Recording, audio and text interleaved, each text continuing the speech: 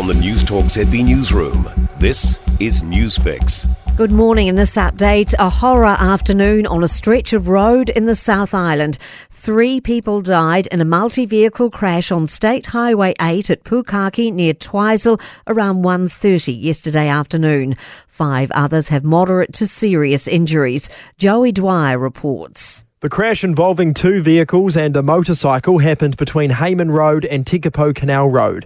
The motorcyclist was one of those who died. The other 2 people were together in one of the cars. Not long after, a second 3-vehicle crash happened on the same road. 1 person was seriously injured and 9 others with moderate to minor injuries. Meanwhile, a single vehicle crash closed the southbound lane of State Highway 2 at Whakamarama in the Bay of Plenty last night. 1 person suffered serious injuries after being thrown from the vehicle. The Easter holiday road toll stands at 3. 1 person died last Easter.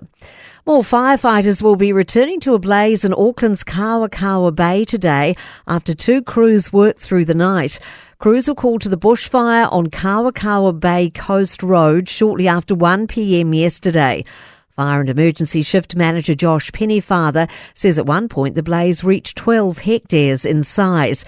He says it's fully contained. Crews have been mopping up hotspots and will continue to do that today.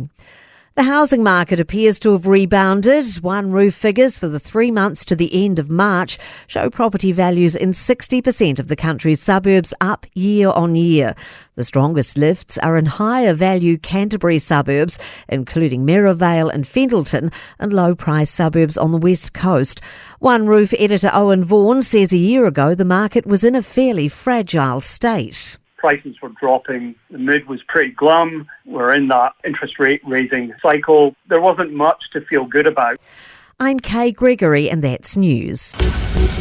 In sport, all-white striker Chris Wood has returned from an injury layoff that kept him out of international duty by bagging an equalising goal for Nottingham Forest in a 1-1 Premier League draw with Crystal Palace.